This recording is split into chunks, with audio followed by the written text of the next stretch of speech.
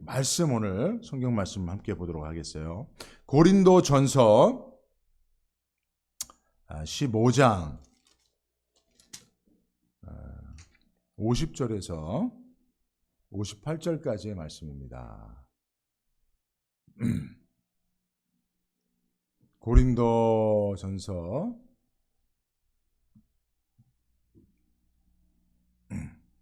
15장 50절에서 58절까지 말씀을 교독으로 읽도록 합니다. 제가 먼저 50절 읽죠. 형제들아, 내가 이것을 말하노니 혈과 육은 하나님 나라를 유업으로 받을 수 없고 또한 썩은 것은 썩지 아니할 것을 유업으로 받지 못하느니라.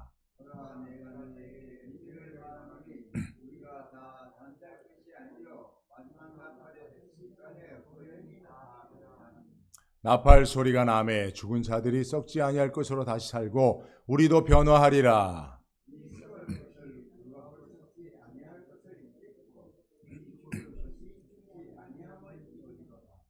이 썩을 것이 썩지 아니함을 입고 이 죽을 것이 죽지 아니함을 입을 때에는 사망이 이김에 삼킨 바 되리라고 기록된 말씀이 응하리라.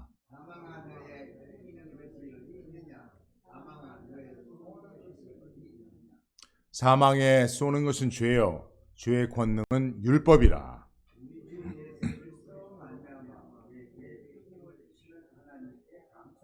자, 함께 봅니다. 그러므로 내 사랑하는 형제들아, 견고하며 흔들리지 말며 항상 주의 일에 더욱 힘쓰는 자들이 되라. 이는 너희 수고가 주 안에서 헛되지 않을 줄을 알미니라. 아멘. 할렐루야. 예, 오늘 설교의 제목, 사망과 죄와 율법의 커넥션이라고 하는 제목입니다. 한번 제목을 같이 한번 크게 한번 읽어보도록 하겠습니다. 시작. 사망과 죄와 율법의 커넥션. 예, 마치 무슨 영화 제목 같지요? 예, 여러분 커넥션이라고 하는 말 여러분 잘 이렇게 들어보셔서 아실 겁니다. 커넥션이라고 하는 것은 어떤 이제 공통의 목적을 가지고 맺어진 그런 관계들을 말하는 거예요. 네. 오늘 여러분 이게 오늘 한쪽 칠판이 올라와 있어서 궁금하셨을 텐데, 자, 예, 여러분 보이십니까? 잘 보이세요? 예, 사망과 죄와 율법의 커넥션. 예, 아무래도 무선 마이크를 좀 사용하도록 하겠습니다. 자, 잘 들리시죠? 예. 오늘 설교의 제목인데요. 이 커넥션이라고 하는 것은 바로 어떤 하나의 목적을 위해서 맺어진 관계들을 말하는 거예요. 그죠? 자, 오늘 어떤 커넥션이 있냐? 세 가지인데요. 사망과 죄와 율법이 하나의 목적을 위해서 맺어진 이렇게 커넥션, 그런 역할을 한다는 거예요. 56절 말씀을 보면 사망에 쏘는 것은 죄요 죄의 권능은 율법이라 하는 말씀이 있어요. 현대인의 성경으로 보면 죽음이 쏘는 것은 죄며 사망이 쏘는 것이 죄라는 거예요. 죄의 힘은, 그 파괴력은 율법에 있다는 거예요. 그래서 제가 이 말씀을 읽으면서 마치 이렇게 활과 화살과 화살촉을 생각하게 됐어요. 그죠? 사망은 활과 같고요. 사망이 쏘는 게 화살이잖아요. 죄죠. 그죠? 그러니까 화살은 죄와 같고, 그 화살이, 여러분, 화살촉이 무엇이냐에 따라서, 화살촉이 뭐 솜방망이면 화살을 아무리 세게 쏘도 사람이 힘이 그러니까 파괴력이 없죠. 근데 화살촉이 날카로운 쇠를 갈아서 만든 날카롭고 뾰족한 것이면 그게 화살의 힘인 것이죠. 그게 이제 율법이라고 하는 것입니다. 그래서 이 사망과 죄와 율법이 마치 활과 화살과 화살촉처럼 하나가 되어서 무엇인가 어떤 목적을 이루기 위해서 사용되어진다는 거예요. 커넥션처럼. 자, 그러면 여러분 결국은 이 사망과 죄와 율법을 통해서 하나의 목적을 이루려고 하는 그 대상이 누구냐에 따라서 그 목적이 무엇인지가 결정되는 것 아니겠습니까? 그죠? 네. 여러분, 누가 이 사망의 활을 가지고 죄를 쏘아서 그 율법으로 사람을 쓰러뜨립니까? 누구죠? 누굴 것 같아요? 예.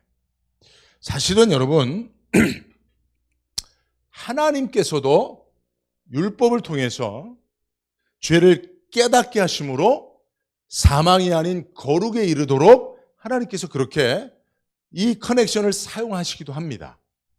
그죠? 하나님께서 우리에게 율법을 주셨잖아요. 그죠? 율법은 누가 줬어요? 하나님이 주셨어요. 하나님 우리에게 율법을 주신 이유가 뭡니까? 죄를 깨닫게 하시기 위함이에요. 아멘이죠? 죄를 왜 깨닫게 하십니까? 죄가 죄인 줄로 깨달아야 하나님이 죄를 싫어하시고 죄에는 형벌이 있음을 알아 형벌 가운데 처하지 않도록 하시기 위하여 하나님께서 율법을 주신 거예요. 그래서 어찌 보면 하나님이 사용하시는 사망과 죄와 율법의 커넥션은 사람을 거룩으로 이끄는 하나님의 목적을 이루고자 하는 것입니다. 그러나 여러분 여기에 이 사망과 죄와 율법의 커넥션을 사용하는 이가 하나님이 아니고 누구예요? 머리에 뿔난 마귀라면, 그죠? 마귀가 이것을 사용한다면 어떻게 합니까? 네, 큰일 나죠. 큰일 나죠. 그죠? 사람에게 마귀가 이 커넥션을 이용해서, 그죠?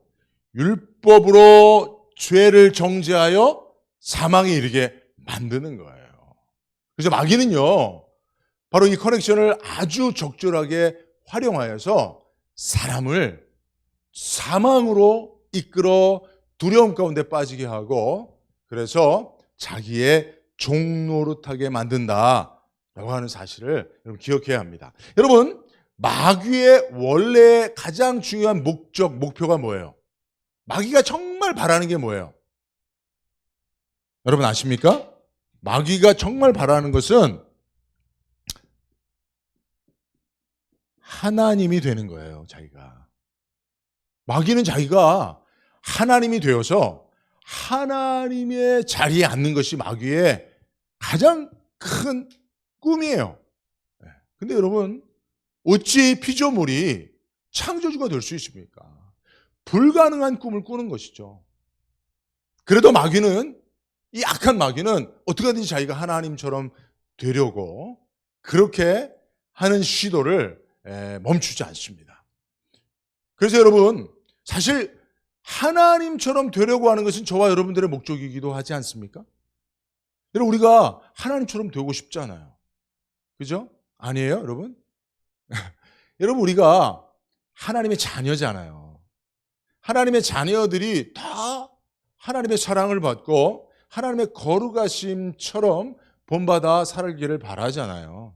그래서 하나님이 너희가 나를 본받으려면 너희 육신대로 오신 성육하신 예수님을 너희에게 보낼 테니 그를 본받으라고 말씀하신 거예요. 그래서 여러분, 이 땅에 우리와 같이 육신으로 오신 예수님은 우리가 하나님처럼 되려고 하려면 어떠한 모습으로 삶으로 살아갈지를 그대로 보여주시는 것이 바로 예수님의 모습인 줄로 믿습니다. 그죠? 그래서 여러분, 하나님의 자녀들이 하나님처럼 되려고 하는 그 꿈, 그 목표를 이루기 위해서는 하나님을 닮아가는 거예요. 그죠? 예수님의 삶을 닮아가는 거예요. 근데 마귀는 어떻게 해요? 마귀는 어떻게 합니까? 어떻게 그 목적을 이뤄갑니까? 하나님을 닮아가려고 하지 않고 하나님의 자리를 빼앗아서 그 자리에 앉으려고 하는 거예요. 그래서 마귀는 하나님으로부터 영원히 심판받은 존재가 될 수밖에 없었습니다. 그래서 여러분, 마귀가 결국은 하나님의 자리를 빼앗으려고 시도한 그 방법이 뭐냐면 사람들로부터, 하나님의 자녀인 사람들로부터 하나님처럼 경배를 받으려고 하는 거예요. 숭배를 받으려고 하는 거예요. 자기가 우상이 되어서. 그래서 여러분, 하나님이 우상 숭배를 싫어하시는 이유가 바로 그 우상 뒤에 마귀가 있기 때문에 그래요. 하나님처럼 되려고 하는, 하나님의 자리를 강탈하려고 하는 그런 마귀의 그 목적이 우상을 세워서 하나님처럼 섬기도록 하며 그 뒤에서 자기가 하나님처럼 성별을 받으려고 하는 그 목적을 이루고자 하는 겁니다. 그래서 사람들을 마치 자기를 하나님처럼 섬기도록 하기 위해서 사람들을 자기 앞에 굴종시키는 거예요. 사람들 위해 군림하는 겁니다. 근데 여러분, 마귀가 사람들 위해 군림하는 방식이 뭐예요? 하나님이 우리들에게 경배를 받으시는 하나님의 방법은 뭡니까? 사랑이죠. 사랑이에요. 그죠? 하나님은 사랑으로 우리를 설복하십니다. 그래서 우리는 하나님을 경외하는 이유가 뭐예요? 그 사랑에 감동해서. 그죠? 여러분, 하나님이 이놈! 나한테 예배하지 않으면 혼나? 아니잖아요. 그죠? 맞습니까? 안 맞습니까? 여러분, 하나님께서 아브라함에게 독자 이삭을 제물로 드리라고 했을 때 아브라함이 이거 안 드리면 하나님 앞에 뒤지게 맞는데 아유 무서워 어쩔 수 없이 드리자 한 것 아니잖아요. 그죠? 네. 하나님의 부르심에 감사하고 정말 죽은 자와 같은 자기에게 또 아내 사라에게 태문을 열어주셔서 기적같이 생명을 주신 그리고 그 축복의 약속을 주신 이방 나라에서 우상을 만들어 팔던 자신을 하나님께서 부르셔서 복의 근원 삼아주신 그 하나님의 약속을 버리고 애굽으로 도망치고 이리저리 방황하며 살던 나그네와 같은 자신을 하나님께서 환대해 주신 그 극진하신 사랑, 수십 년 동안 끝까지 자신을 포기하지 않고 믿음으로 세워주신 그 하나님의 사랑 앞에 설복되어서 독자 이삭이라도 하나님 앞에 아끼지 않고 드렸던 것 아닙니까? 근데 여러분, 마귀가 만약에 우리의 것을 마귀에게 주도록 할 때는 어떻게 합니까? 위협하는 거죠. 너 그거 나한테 안 주면 가만 안 둬? 그런 거예요. 그죠? 그래서 마귀는요, 인간을 자신 앞에 종노릇하게 만들 때에 마귀가 쓰는 방법은 바로 위협하는 거예요. 그죠? 그래서 군림하는 것입니다. 그 마귀의 방법이 바로 이 커넥션을 이용하는 거예요. 네가 하나님 주신 율법을 범하였지? 그것은 죄야. 그러니 너는 죽을 수밖에 없어. 너는 죽을 존재야. 하고 위협하는 거예요. 근데 실제로 사람을 죄에 빠뜨려 율법을 범하게 하는 것에는 마귀의 역사가 있어요. 그죠? 여러분, 그런 마귀의 역사를 여러분들이 잘 알아야 됩니다. 마귀가요, 여러분들의 마음을 미혹하게 해서 죄에 빠뜨리도록 유혹하는 거. 여러분들이 죄의 그 달콤함 앞에 취했을 때, 야, 이게 마귀의 유혹이구나. 마귀가 나를 유혹해서 어떻게 하든지 하나님의 법을 어겨서 죄를 범하여 사망에 이르도록. 그래서 여러분, 사람이요, 하나님의 법을 어겨서 죄를 지면 사망의 두려움에 사로잡히게 됩니다. 그때 마귀가 내 앞에 굴종해 하고 자기네 앞에 종노릇하는 거예요. 그래서 율법을 범하여 범죄한 모든 사람들은, 그래서 사망의 형벌의 두려움에 빠진 모든 사람들은 마귀에게 종노릇하며 살게 되는 거예요. 그것이 바로 성경에서요, 히브리서 2장 14절과 15절에 말씀하고 있는 거예요. 자녀들은 혈과 육에 속하였음에 그도 또한 같은 모양으로 혈과 육을 함께 지니심은 죽음을 통하여 죽음의 세력을 잡은 자 곧 마귀를 멸하시고. 여러분, 마귀가 어떤 존재라고요? 죽음을 통하여 죽음의 세력을 잡은 자예요. 그죠? 사망 권세를 잡은 자가 마귀입니다. 그러니 여러분, 율법을 범하여 범죄한 자들은 다 사망의 형벌에 처하게 되었으니 죽음의 세력을 잡은 자 마귀에게 굴복하게 되어지는 것입니다. 그래서 또 15절을 보면 죽기를 무서워함으로 한평생 매어 종노릇하는, 이게 바로 우리들의 영적인 상태입니다. 저와 여러분들의 영적인 상태가 뭐라고요?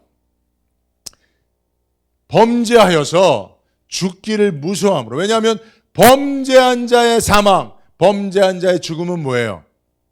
형벌. 영원 형벌 지옥 가는 거니까. 그러니까 죄의 문제를 해결하지 못한 모든 인생은 죽음의 형벌에 대한 두려움을 가지고 결국은 한평생 누구에게 종노릇하며 삽니까? 마귀에게 종노릇하며 사는 거예요.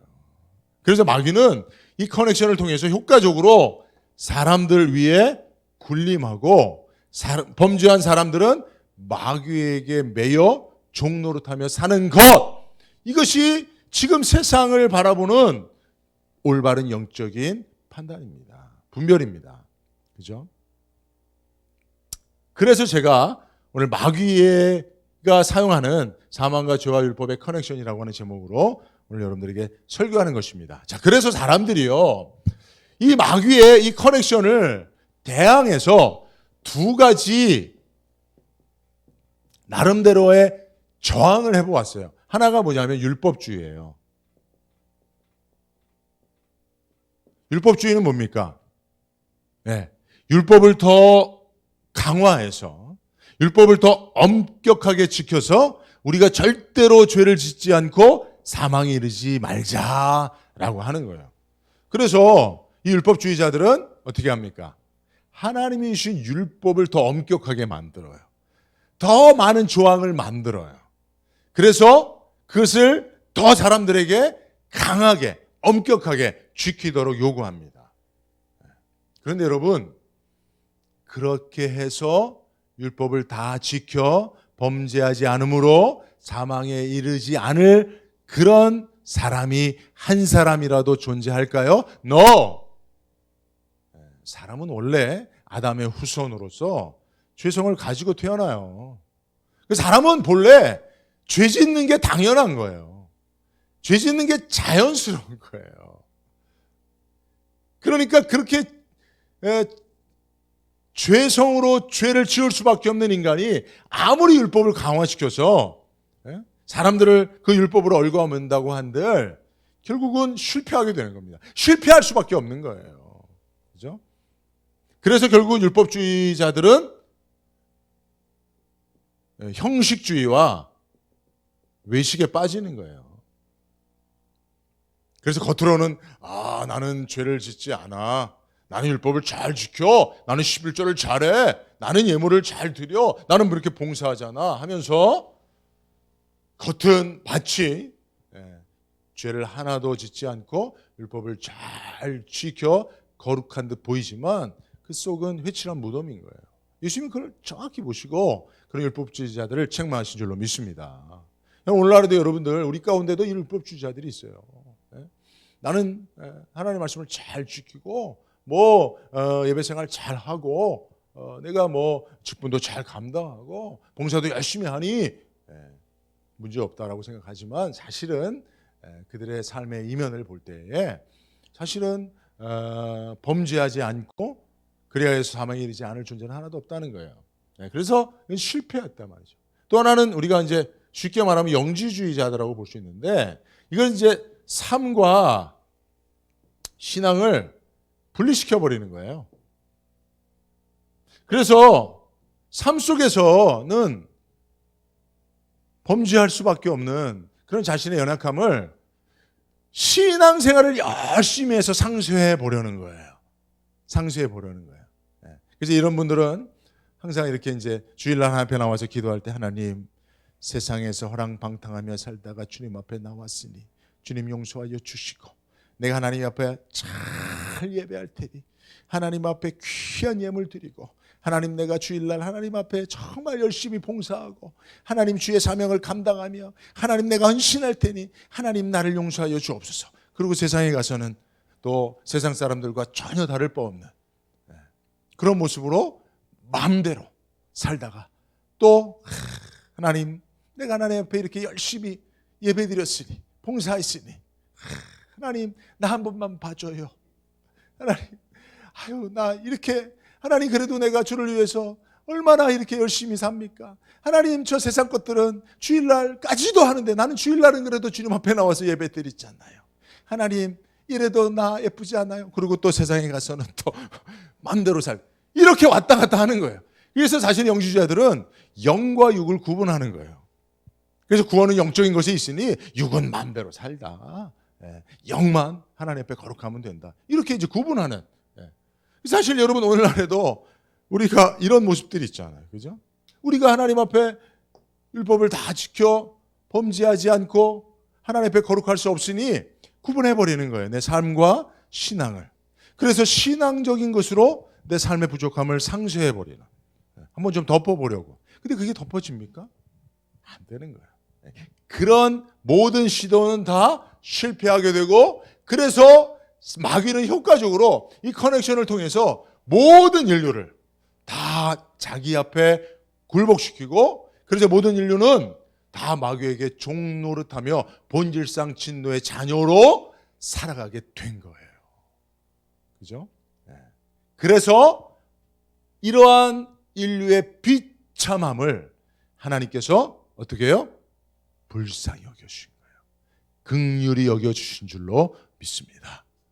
그래서 하나님께서 어떻게 하셨어요? 예수님을 인간의 몸으로 보내셔서, 그죠? 율법을 범한 적이 없는 예수님이시지만 예수님을 마치 죄인처럼 십자가에 달려 죽게 하신 거예요.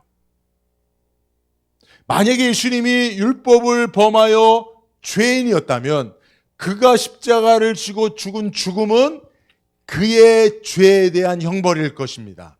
그러나 죄 없으신 하나님이신 예수님이 마치 죄인처럼 십자가를 지고 사망에 이르러 형벌을 받으신 것은 결국은 그가 아닌 그 누군가가 누구예요?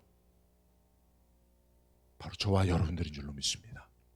그 예수님의 십자가의 죽으심이 자신의 죄에 대한 형벌이 아닌 나의 죄에 대한 형벌을 대신 지신 대속의 죽음이라고 하는 사실을 믿는 저와 여러분들,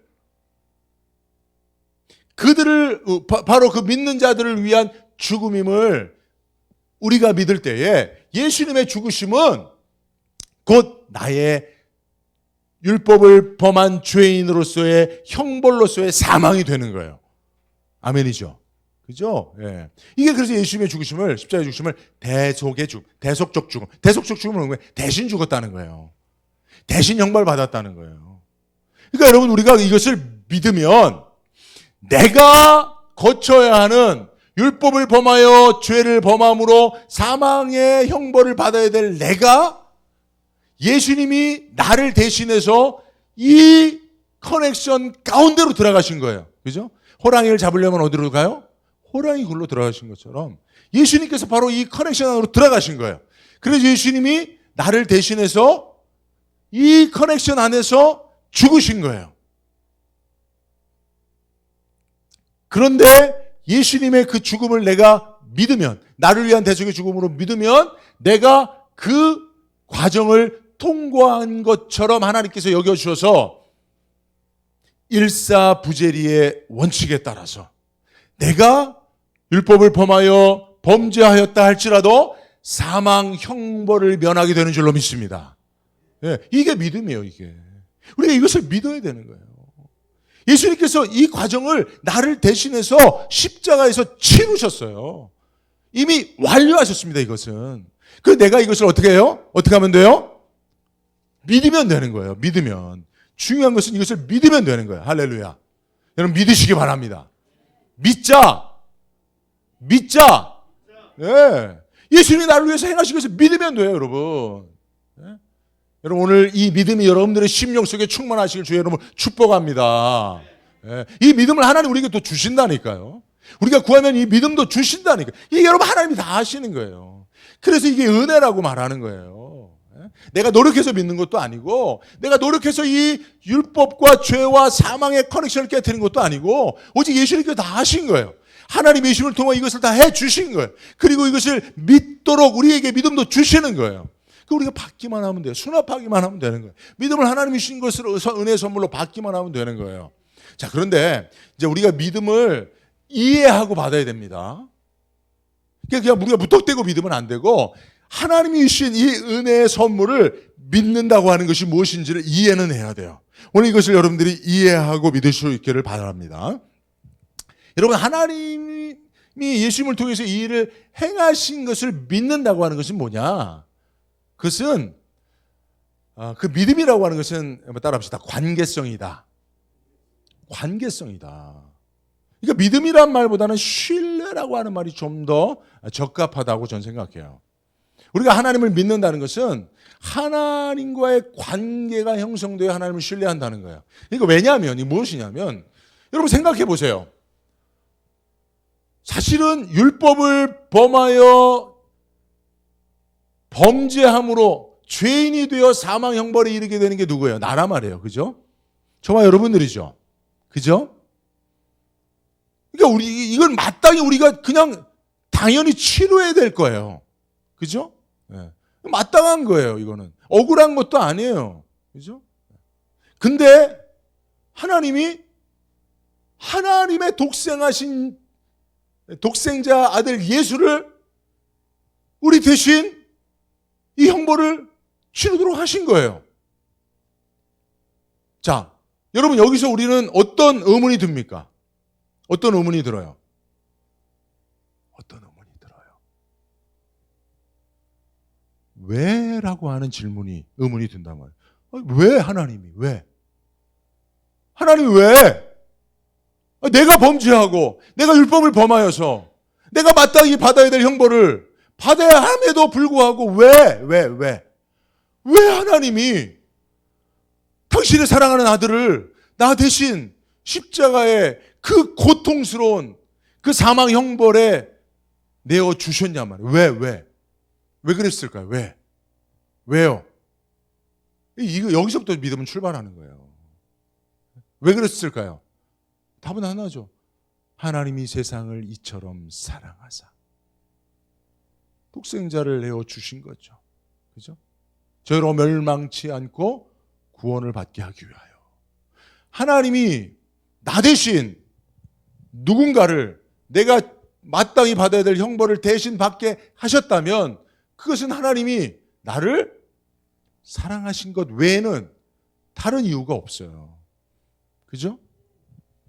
그러니까 여러분 여기서 우리가 하나님의 하신 일을 예수를 통해서 나를 위해 하신 일을 믿는다고 했을 때 여러분 그냥 믿음이 이게 이성적으로 공식을 이해하는 것입니까? 그 정도 수준이 아닌 거예요.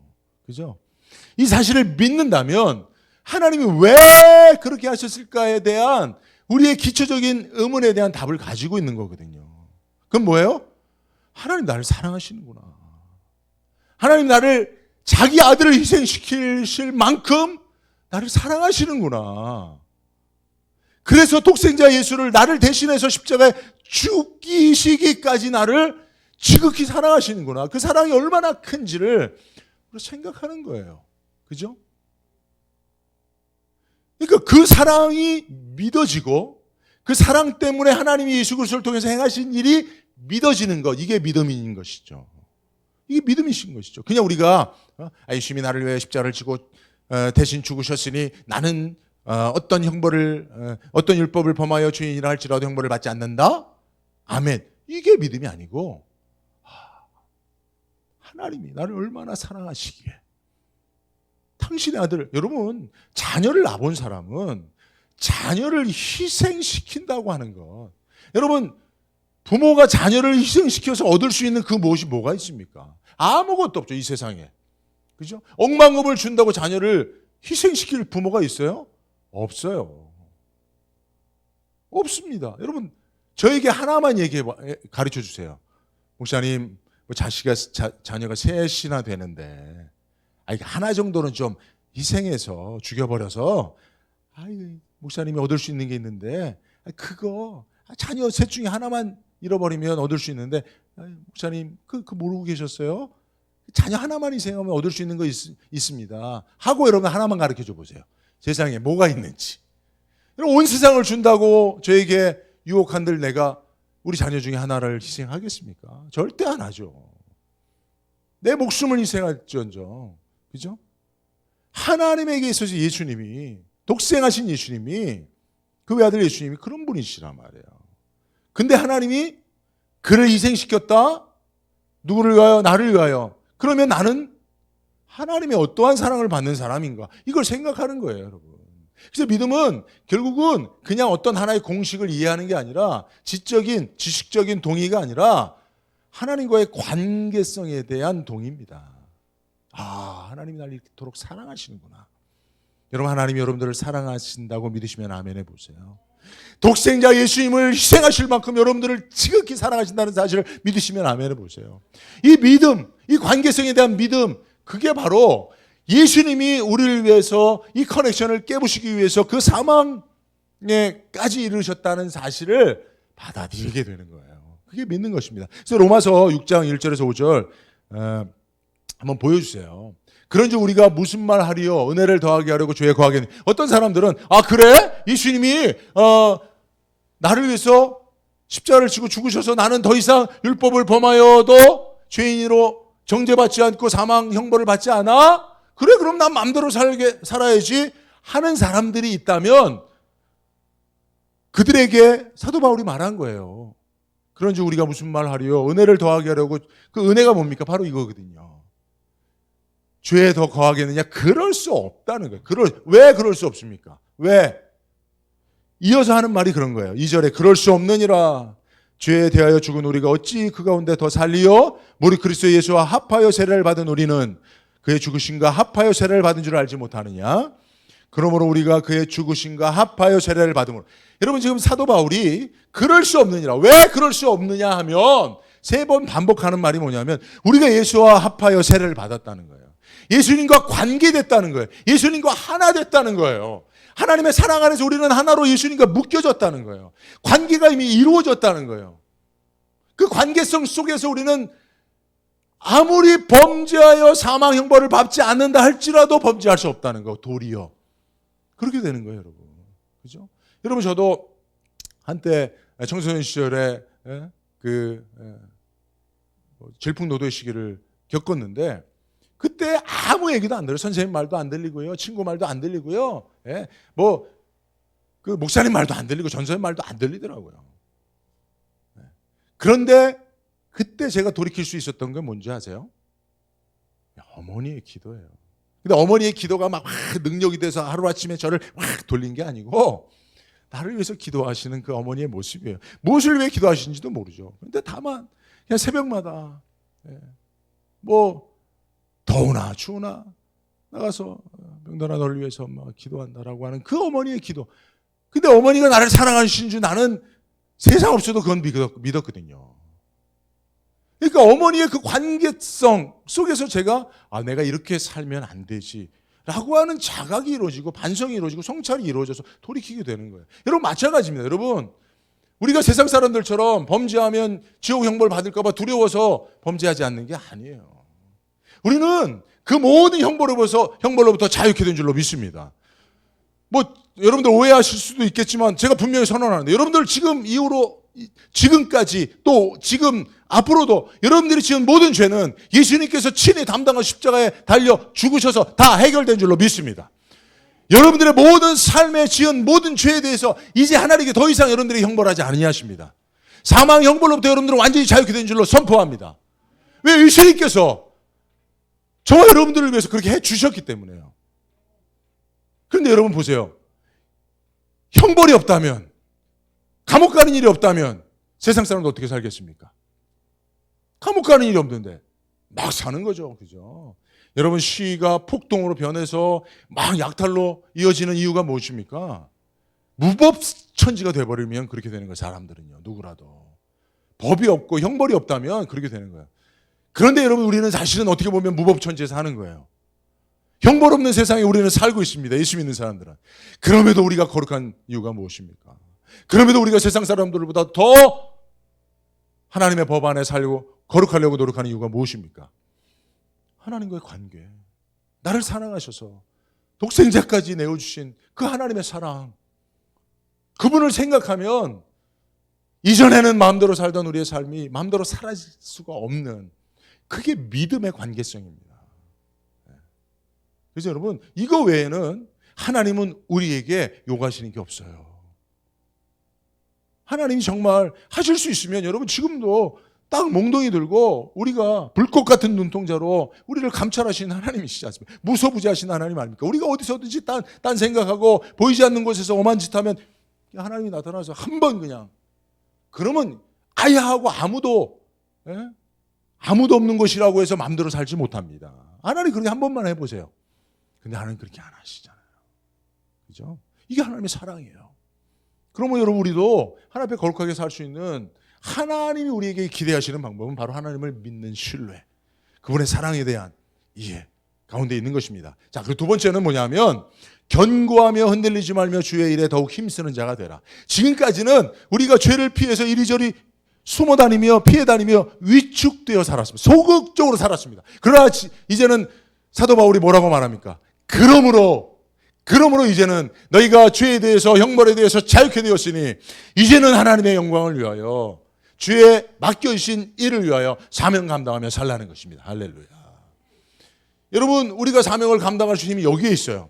우리가 적극적인 삶을 살 수 있는 힘이 여기에 있어요.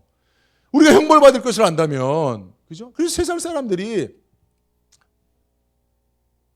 자포자기한 심령으로 사는 이유가 뭡니까? 아유, 나는 뭐 죽을 건데, 뭐 죽으면 끝인데, 죽으면 뭐 내 인생에 대해서 이제 끝인데, 이런 생각을 하니까, 그죠? 그러나 여러분, 오히려 죽음에 가까울수록 예수 믿는 사람들은, 이 믿음을 가진 사람들은요, 더욱 견고하며 흔들리지 않고 주의 일에 힘쓰는 자들이 되어 사는 줄로 믿습니다. 그래서 우리는 사망과 죄와 율법의 커넥션이 아니라 생명과 사명과 계명의 그 커넥션 안에서 살아가는 거예요. 그죠? 하나님이 주신 계명을 따라 사명을 감당하며 영원한 생명 가운데로 나가는 그런 새로운 커넥션이, 거룩한 커넥션이 우리 안에 이루어질 수 있다는 사실을 기억하시길 바랍니다. 이 말씀을 우리가 구체적으로 적용하는 것을 한 가지 더 말씀드리고 말씀을 맺도록 하겠습니다. 여러분, 우리는 우리의 삶의 패턴은 항상 이 패턴 안에 있어요. 그죠? 가정에도 부모님이 또는 특히 아버지가 율법을 만들어요. 너희들 이렇게 하면 혼난다. 그죠? 그리고 자녀들이 그것을 어겼을 때, 너희들 아빠가 그렇게 얘기했는데 너 그 모양밖에 안 돼? 하고, 외출 금지야, 용돈 없어, 때로는 회초리 갖고 와 하고 종아리를 때리고, 그죠? 그래서 형벌을 주는 이런 커넥션 안에 집어넣고 자기가 원하는 대로 우리 자녀들이 살아가도록 하면서, 결국은 우리가 어떻게 보면 마귀와 똑같은 방식으로 우리 자녀들을 양육하고, 그러면서 마음으로는 어떻게 자위합니까? 우리 자녀들은 올바르고 남에게 피해주지 않는 자녀로 키워가고 있다라고 생각하는 거예요. 근데 여러분, 사실 그렇게 저도 우리 자녀들을 키워왔어요. 엄격하게 키워왔습니다.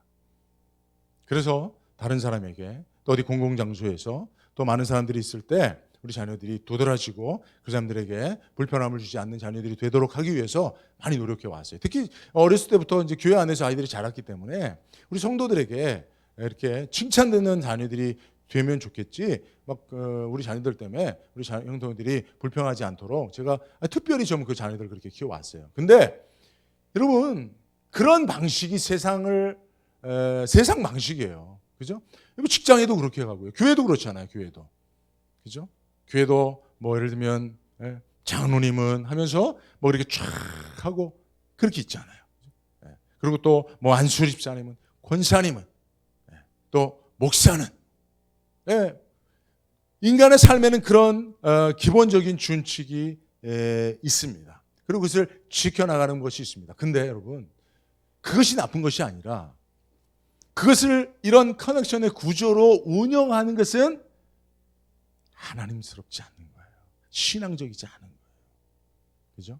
하나님 나라는 어떤 나라입니까? 하나님 나라에는요, 율법도 없어요. 법이 없어요.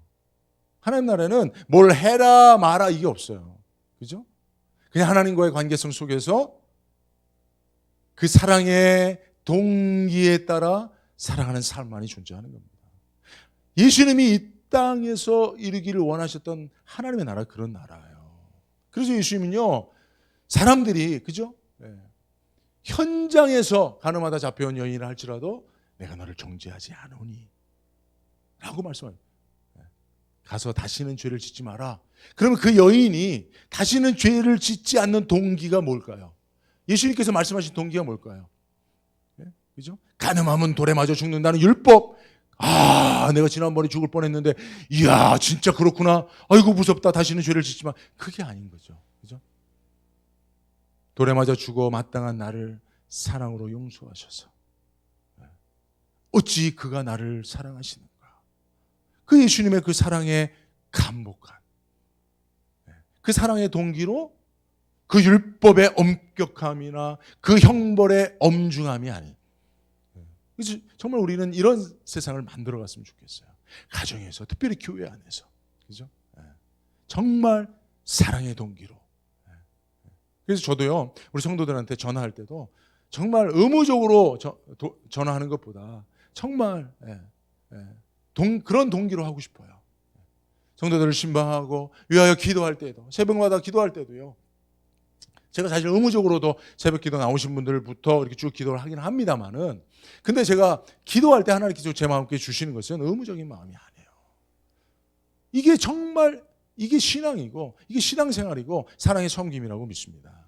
그래서 정말 우리가 이 말씀을 가지고 하나님께서 독생자 예수 그리스도를 희생시키심으로 이 커넥션을 부셨다면, 우리가 이 땅을 살아가는 동안에 우리가 이런 것들을 만들어서 사람들을 억어하고 그들을 위에 군림하고 마귀처럼 그들을 종로로 타게 하는 이런 일들은 하지 말아야 된다.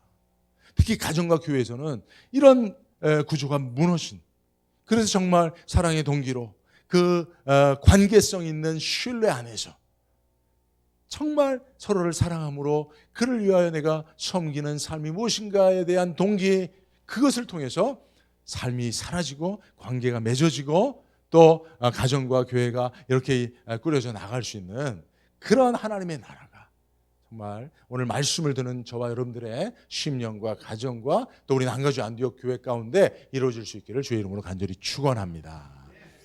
기도하겠습니다. 감사합니다. 오늘도 우리에게 주신 말씀을 하나님 우리 삶에 잘 실천할 수 있도록 주여 성령으로 우리 가정에서, 특별히 우리 남가주 안디옥 교회 성도들의 그 만남 속에서 하나님 이 모든 말씀이 이루어질 수 있도록 인도하여 주옵소서. 말씀을 가슴에 새깁니다.